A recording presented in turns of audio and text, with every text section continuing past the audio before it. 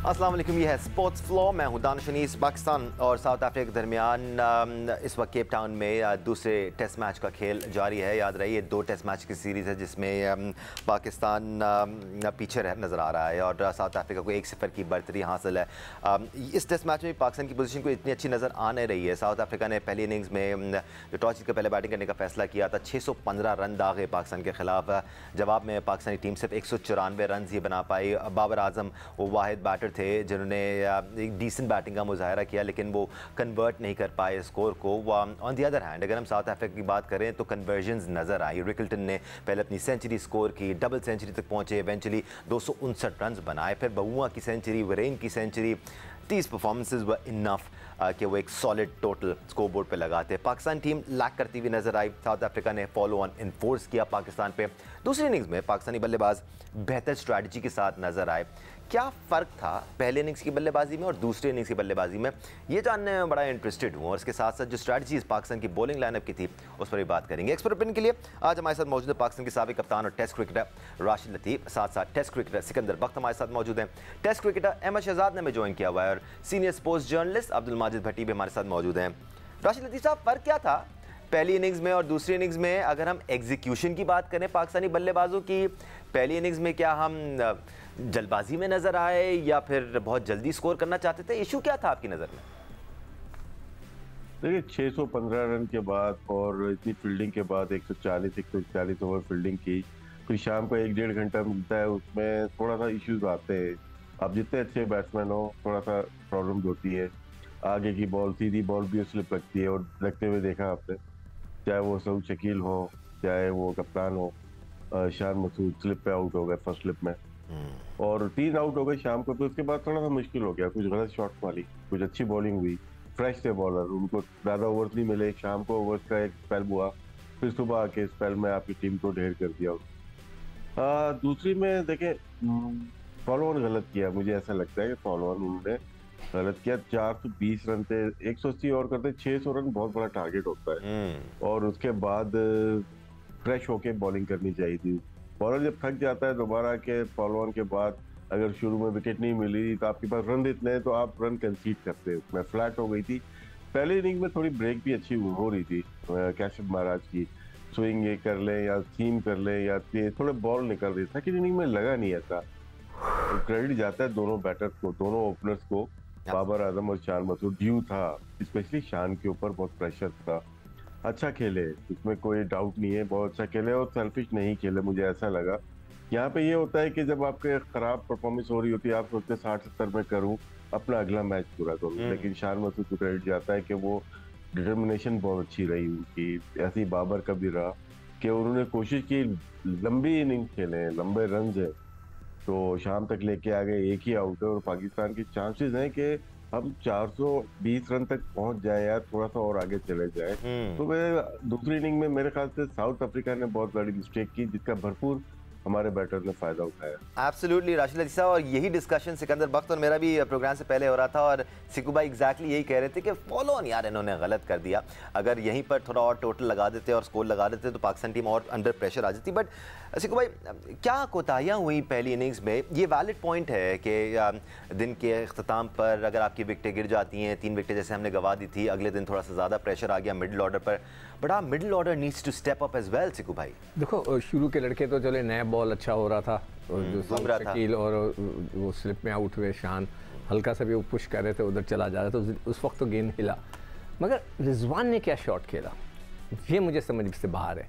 रिजवान हमारे सीनियर खिलाड़ी हैं, मतलब है कि 2 फॉर्मेट के वो कप्तान हैं, वो बहुत सीनियर हैं।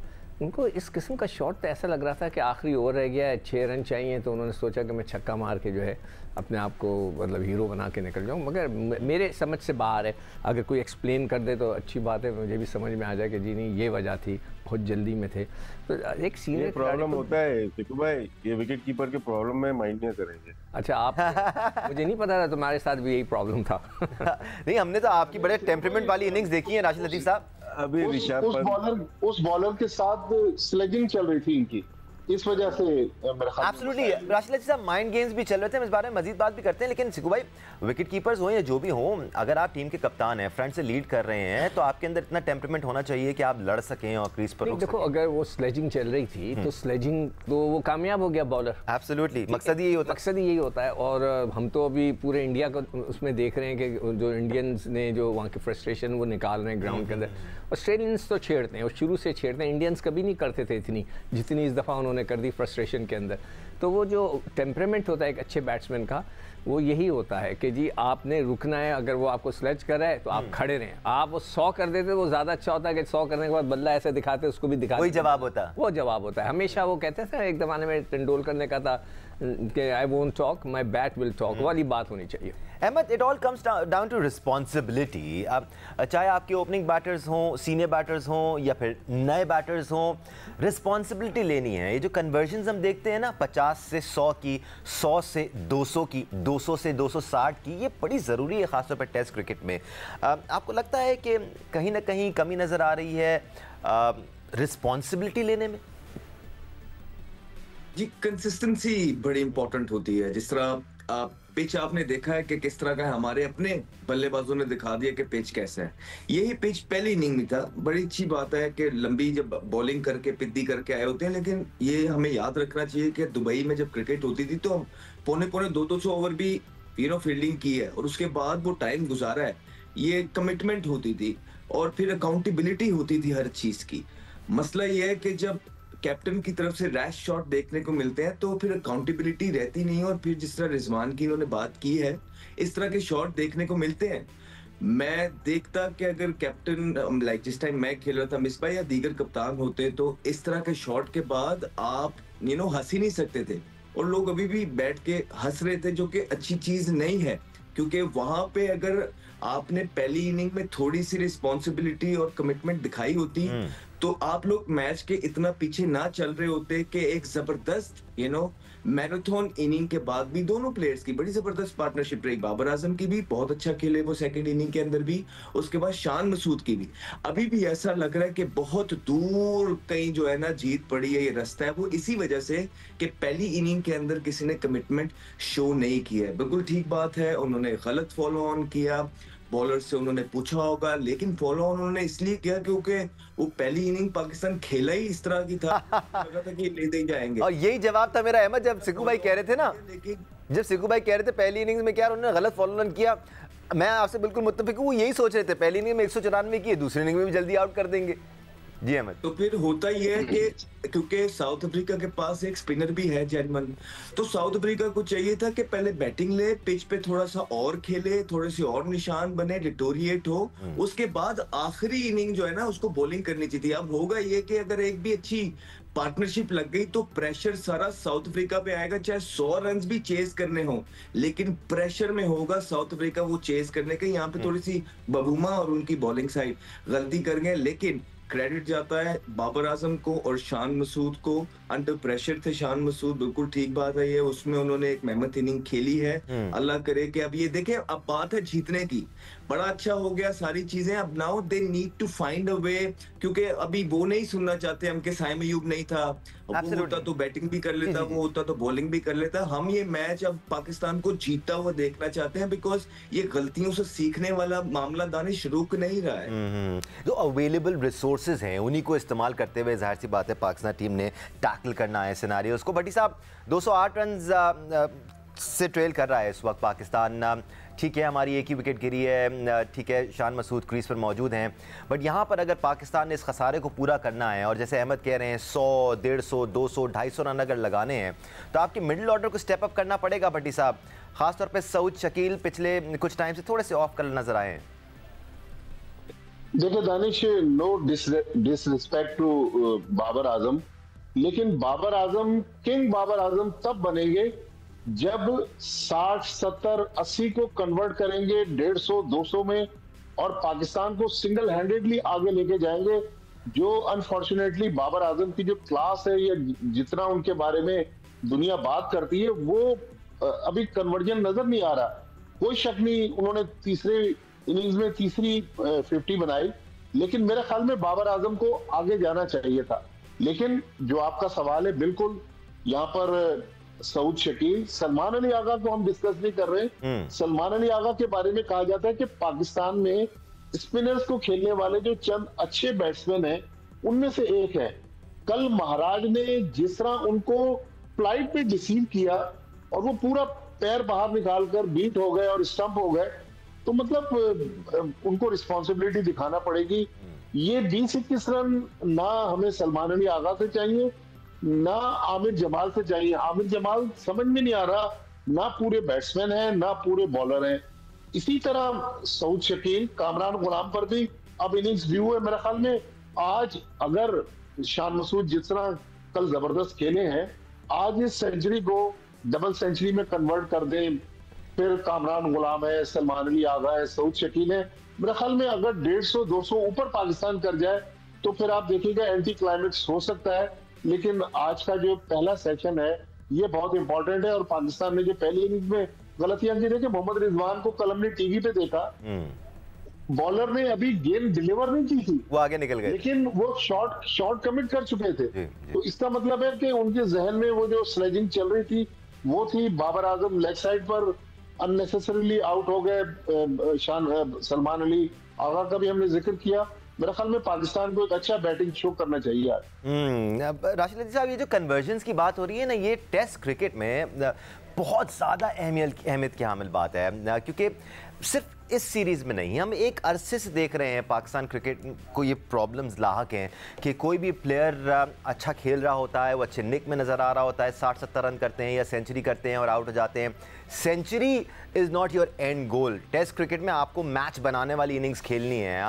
हमने तो ऐसा भी दौर देखा है कि प्लेयर क्रीज पर खड़े हो जाएं तो तिगनी का नाच नचा देते थे, आउट नहीं होते थे। ये 40-50 रन होने लगे, हमें शुक्र अदा करना चाहिए। मैच उठा के देख ले, बांग्लादेश का मैच उठा के देख ले, हमने 2 सेंचुरीज भी हुई है, मैच हार गए थे।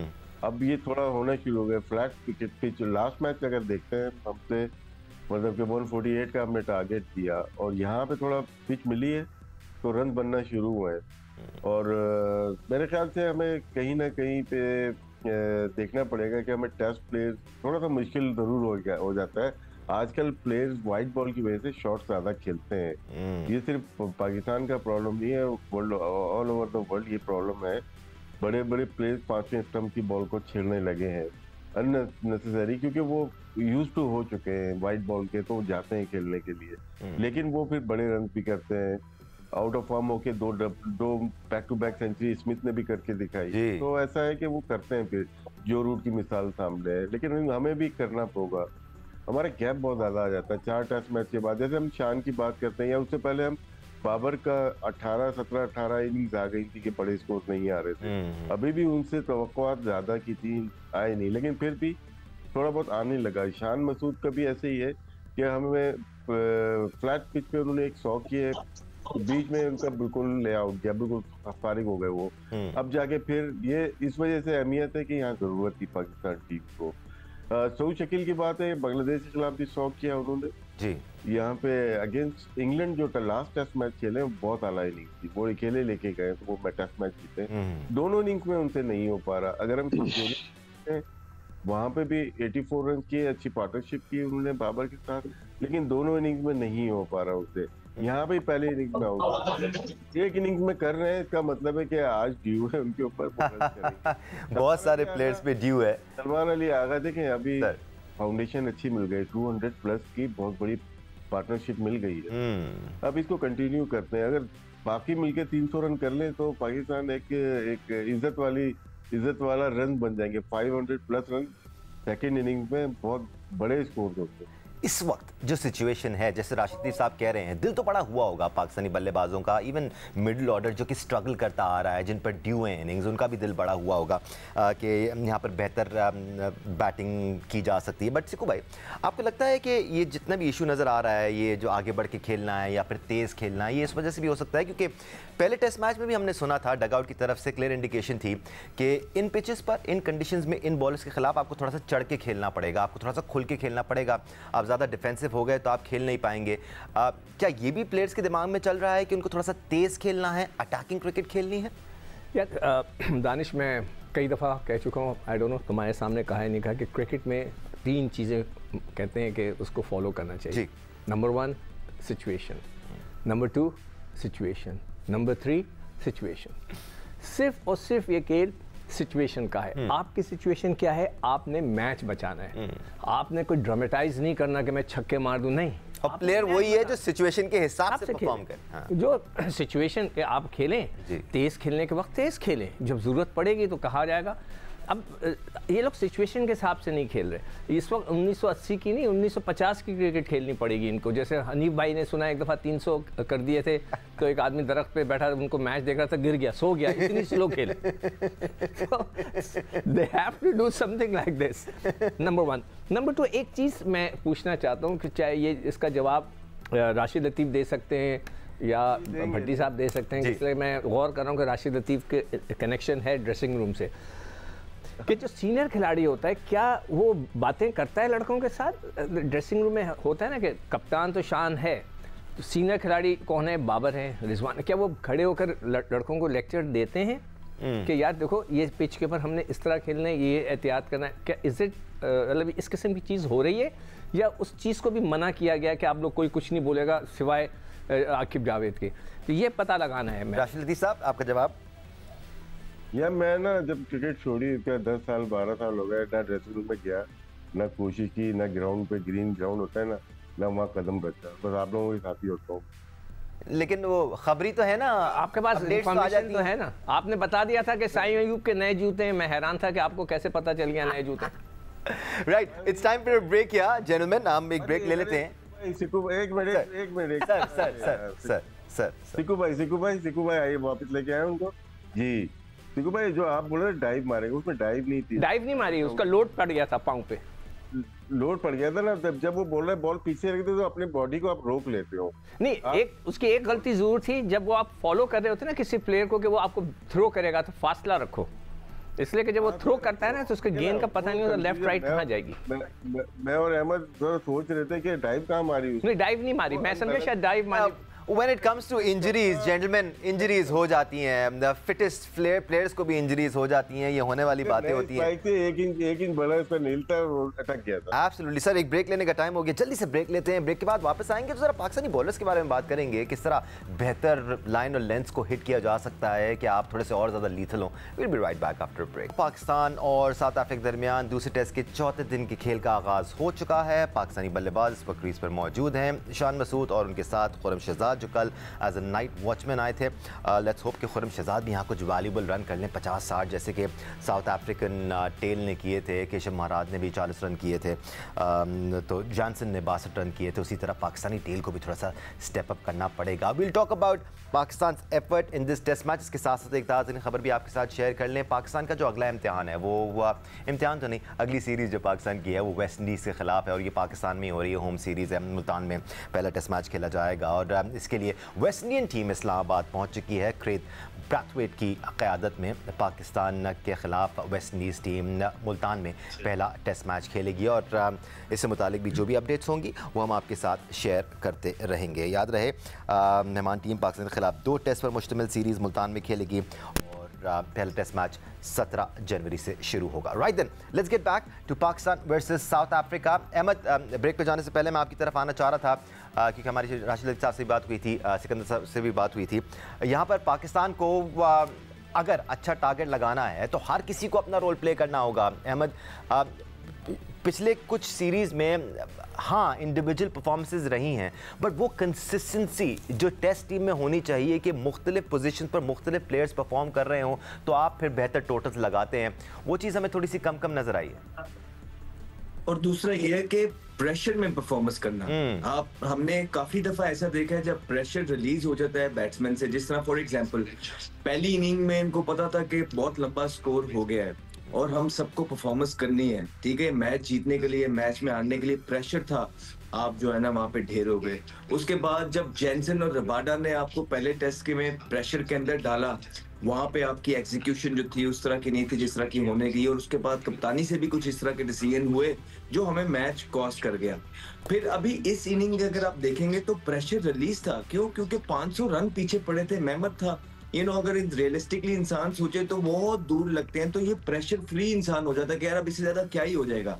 वहां पे आप देखें परफॉर्मेंस निकल के आई है, अब दोबारा से आज के दिन प्रेशर होगा, वो ये होगा कि अब इनमें फिर से बिलीव जाग गया है कि हाँ यार अगर हम ये 200 रन उतारेंगे, उसके ऊपर 150 और कर देंगे तो हम ये मैच का पासा कहीं भी जा सकता है। अब देखना होगा कि आज किस तरह की खेल पेश करते हैं, बिकॉज अगर आप 30 या 35 रन भी करें और वो टीम की जीत में काम आए तो वो बहुत ज्यादा रन खिलाते हैं। अगर आप 150 250 रन भी करें और वो टाइमली ना हो, टीम के जीत में काम ना आए, तो उस 150 250 रन का भी कोई फायदा है नहीं। बिल्कुल, absolutely, that's spot on Ahmed. इस वक्त केप टाउन की अगर हम बात करें तो बड़ी चिलचिलाती हुई भट्टी साहब धूप निकली हुई है और बेहतरीन बैटिंग कंडीशंस है इस वक्त। सिकू भाई भी अभी ये कह रहे थे कि अब काफ़ी फ्लैट हो गई है पिच और बल्ले पर बॉल भी आ रहा है। इन कंडीशंस का भरपूर फ़ायदा उठाना ज़रूरी है पाकिस्तानी बल्लेबाजों को, ताकि हम वो प्रेशर जो पाकिस्तान ने फील किया है कल से लेके अब तक, वो हम वापस डाल सकें साउथ अफ्रीका पे। दानिश, ये पाकिस्तान की खुशकिस्मती है कि केप टाउन में हमें पाकिस्तान जैसी पिच मिल गई है। ये कंडीशंस नॉर्मली शायद वो सेंचुरियन में जिस तरह हमारे बॉलरों ने और खासतौर पर अब्बास ने बॉलिंग की, तो उन्होंने पिच ऐसी बनाई कि जिससे वो पाकिस्तान के बॉलरों का जो एडवांटेज है वो खत्म कर सकें। लेकिन बहरहाल पाकिस्तान के बैट्समैनों को अब क्रेडिट जाता है कि पहली इनिंग्स में जिस तरह वो 194 रन पर आउट हुए, उसके बाद अब पाकिस्तान के बैट्समैनों ने बहुत अच्छी बैटिंग की है और धूप भी निकली हुई है, कंडीशंस भी आइडियल हैं। और जिस तरह बबूमा ने एक एडवांटेज ये भी मिस किया कि चाहते तो दूसरी इनिंग्स में बैटिंग कर सकते थे, लेकिन उन्होंने पाकिस्तान को आउट करने की कोशिश की। तो मेरा ख्याल में एक अच्छा प्लेटफॉर्म पाकिस्तान के पास मौजूद है। उम्मीद है कि पाकिस्तान, जिस तरह आप कह रहे हैं, ये हमारी क्रिकेट का खासा रहा है पिछले कुछ सालों में कि हम कंसिस्टेंट नहीं है। अगर एक बैट्समैन एक इनिंग में परफॉर्म करता है तो फिर उसका लंबा फेलियर आ जाता है। तो मेरे ख्याल में जो कंसिस्टेंसी है, जो हमारे ग्रेड्स रहे हैं माजी में, वो इसीलिए ग्रेड्स कहलाए जाते हैं और लोग उनको याद करते हैं कि वो कंसिस्टेंट थे। तो मेरे ख्याल में यहाँ कंसिस्टेंसी जो है वही पाकिस्तान क्रिकेट को आगे ले जा सकती है। एब्सोल्युटली। कुछ पाकिस्तान की बॉलिंग एफर्ट के बारे में बात करनी ज़रूरी है। राष्ट्रपति साहब, जब से हमारे शो का आगाज़ हुआ है, अहमद एक दो बार ही कह चुके हैं कि 100-150 हम बना लें तो प्रेशर आ जाएगा। सिकू भाई ने भी ऐसी बात की कि हम अगर एक डिसेंट टोटल लगा दें उन पर प्रेशर आ जाएगा। बट पाकिस्तानी बॉलर्स को बेहतर बॉलिंग करनी होगी, ख़ासतौर पर अगर बैटिंग फ्रेंडली कंडीशंस हो गई हैं, तो क्या करना पड़ेगा पाकिस्तानी बॉलर्स को कि हम ब्रेक थ्रू हासिल कर सकें? क्योंकि उनके 3 से 4 बल्लेबाज बड़ी ज़बरदस्त फॉर्म में नज़र आ रहे हैं। सर, बैटिंग जब 150 करेंगे उसके बाद बॉलिंग आएगी ना। अगर रणदीप पे आउट हो जाए, अगर रणदीप नहीं चाहिए तो बॉलिंग मिलेगी नहीं। देखें, ये सेशन बहुत ज़रूरी है। हमें 52-53 ओवर या 54 ओवर हो गए होंगे। लंच के बाद न्यू बॉल ड्यू है, वो इनके पास यहाँ पे अगर विकेट नहीं मिलती उसको तो लंच के बाद न्यू बॉल ड्यू हो जाएगी साउथ अफ्रीका को। वहाँ चांसेस होते हैं कि आपको विकेट मिल जाए, क्योंकि महाराज को अगर देखें शायद फुली फिट नज़र नहीं आ रहे, या तो बहुत स्लो बॉलिंग कर रहे हैं। अभी लास्ट ओवर में मैंने देखा 73, 73 और 71 की पेस से बॉलिंग की है। यहाँ पे मार के बॉल करनी पड़ेगी, उनको भी अंदाजा होगा। स्लो ब्रेक हो रही है और आप और स्लो कर रहे हैं, तो मेरे ख्याल से शायद एनर्जी अपनी, ये थोड़ी तेज बॉल की है उन्होंने, तो वेरी करनी चाहिए। यहाँ पे अगर वो आउट नहीं करेंगे, दूसरे एंड से फास्ट बॉलर जवाब दे चुके हैं, वो भी थोड़ी बहुत मूवमेंट जरूर है। जॉनसन कर रहे हैं राउंड द स्टंप, वो भी इजी वे देख रहे हैं। Round the stump left hand fast bowler फौरन आ जाता है कि उसको आसानी से बैक लगती है और एंगल चेंज हो जाता है। ओवर द विकेट अगर बॉल करते ये खुर्रम शहजाद को, तो ज़्यादा चांसेस होते हैं। लेग बिफोर के बाउंसर फॉलो करते तो आउट करने के चांसेस ज़्यादा हो जाते हैं। यहाँ पे पहले हमें यही करना है, सेशन बाय सेशन पाकिस्तान को जाना पड़ेगा। ये सेशन बहुत इंपॉर्टेंट है। अगर यहाँ पे एक भी विकेट गिरती है तो अगर 2 सेशन है सेव करने के लिए, तो सेशन बाय सेशन जाएंगे तो पाकिस्तान बेहतर कारकर्दगी दिखा सकता है। अब रन रुक गए हैं, रन नहीं रुकने हैं आपके। जो खुर्रम शहजाद की विकेट बच गई है, लेकिन अगर ज्यादा बॉल वो खेल जाएंगे तो डॉट बॉल बहुत ज्यादा हो जाएगी। हमारा वक्त बचाने के साथ साथ रन करना बहुत जरूरी है। खुरम शहजाद से हम कितना एक्सपेक्ट कर सकते हैं ये तो अपने वक्त ही बताएगा, because as a night watchman वो आए थे और अपनी बैटिंग के लिए ज़्यादा जाने नहीं जाते। बट सिको भाई, हम बॉलिंग एफर्ट की बात कर रहे हैं यहाँ पर। इस पाकिस्तान मिसिंग अ स्पिनर? वो तो 100% हम 6 दफ़ा कह चुके हैं। एक चीज़ मैं कहना चाहता हूँ, बार बार हम लोग ये जिक्र करते हैं कि प्लेइंग कंडीशंस बहुत अच्छी हो गई हैं, बैटिंग के लिए अच्छी हो गई हैं। हम ये क्यों करते हैं? वी आर प्रोफेशनल्स यार। जो लड़के खेल रहे हैं, लाखों रुपया, इतना ज़्यादा 50 लाख 60 लाख 40 लाख रुपए तनख्वाह महीने की, सिर्फ regardless of the money they are professionals. They are true professionals. आपके लिए हर कंडीशन में खेलना आपको चाहिए होता है, आपको हर कंडीशन में परफॉर्म करना चाहिए। चले आप 100 ना करें, एक अच्छे 40 50 60 तो करें। अभी मैं देख रहा था, आपको सुना रहा था अभी ब्रेक के अंदर के जो इंडियंस हैं वो भी यही शोर मचा रहे हैं कि विराट कोहली साहब, अब आपको आपका स्टेटस ये नहीं है कि आपने वो सुना है 2012 से कोई फर्स्ट क्लास मैच नहीं खेले। 2012 से, यानी कि 12 साल हो गए। ये वाले प्रॉब्लम तो हमारे थोड़े से सिमिलर है ना, डायनामिक सिमिलर है, स्टार पावर और प्लेयर पावर। वो यही कह रहे थे कि हमें प्लेयर, सुपर प्लेयर नहीं चाहिए, हमें परफॉर्मर चाहिए। वो इंडियंस भी यही कह रहे हैं, तो मैं भी यही कहता हूँ कि हमें परफॉर्मर चाहिए। आप बहुत बड़े प्लेयर होंगे, मगर आप जब खेल के परफॉर्म नहीं करते, अब देखें ना, आप 46 रन किए, रिजवान ने 46 को 80 तक ले जाता, चलो 70 ले जाता, उसके बाद सलमान ने 19 रन किए, यार 19 को 50 में कन्वर्ट करो। मैं आपको एक बात बताऊं, जमाल खेलता अच्छा है, शॉट अच्छे मारता है, मगर वही एक एटीट्यूड है उसके अंदर, है। और एटीट्यूड है, वो भी अच्छी बात है, उस एटीट्यूड को पॉजिटिवली यूज करें। जब तक वो परफॉर्म नहीं करेगा ना, टीम में उसकी जगह नहीं बनेगी। आप 2-4 अच्छे शॉट्स खेलते हैं, उसने कल बहुत अच्छे मैंने देखे, 3-4 बड़े बैकफुट पे जाके उसने फास्ट बॉलर्स को खेले, मगर रन्स चाहिए। Ahmed, considering Pakistan takes a lead, Najeeb sahab कह रहे थे पहले लीड लेनी पड़ेगी, चले हम अज्यूम कर लेते हैं कि पाकिस्तान ने 150 रन की 200 रन की लीड कर ली है, क्या करना पड़ेगा पाकिस्तानी बॉलर्स को? क्योंकि पहली इनिंग्स में तो बहुत स्ट्रगल किया हमने उनके बल्लेबाजों के खिलाफ। देखिए, फिर जब 5वें दिन का पिच हो जाएगा तो कहीं यहाँ पे हो या कहीं पे भी हो, स्टंप में आपने फास्ट बॉलर्स आपके स्टंप में लाके बॉल मारेंगे। आइडियली ये होता कि आपके पास 140 प्लस के बॉलर होते, तो उस पे आपको एडजस्ट करने का, जब पिच से बॉल डिटोरिएट होके ऊपर नीचे आता है ना, एज अ बैटर आपके पास टाइम कम होता है। लेकिन अभी भी आपके पास जो भी है, आपको विद इन द स्टंप दूर बॉलिंग करनी पड़ेगी। At the same time Salman Ali Agha से उस टाइम पे ब्रेक हो रहा होगा, वो ऑब्वियसली अभी भी हो रहा है, डाला नहीं है। जी जी हाँ, आपने एक और कोई स्पिनर डाला नहीं, आप तो साजिद को लेके भी नहीं गए जिसने आपको होम सीरीज जितवाई थी। तो उसने तेज बॉलिंग करनी है, सिंपल मेथड है, लेकिन उसके लिए पहले अभी 350 स्कोर पाकिस्तान को आज के दिन करने पड़ेंगे। राइट। अहमद शहजाद, राशिद लतीफ़ साहब, सिकंदर बख्श साहब, अब्दुल माजिद भट्टी साहब, आप सबका बहुत शुक्रिया हमें ज्वाइन करने के लिए। हम अलबत्ता जी न्यूज़ पर मौजूद रहेंगे। In case there are updates which we need to give you, हम आपके लिए ज़रूर हाजिर होंगे। इस वक्त सिनारियो ये है कि पाकिस्तान ने 227 रन बना लिए हैं पे। शान मसूद और खुरम शहजाद इस वक्त पाकिस्तान के लिए क्रीज पर मौजूद हैं। लेट्स होप पाकिस्तान इस इनिंग्स में एक बेहतर टोटल अचीव करे और एक बेहतर लीड हासिल करके प्रेशर एक्सर्ट कर सके साउथ अफ्रीका पर। आज के लिए स्पोर्ट्स फ्लोर से इतना ही। अपना ख्याल रखें। अल्लाह हाफिज़।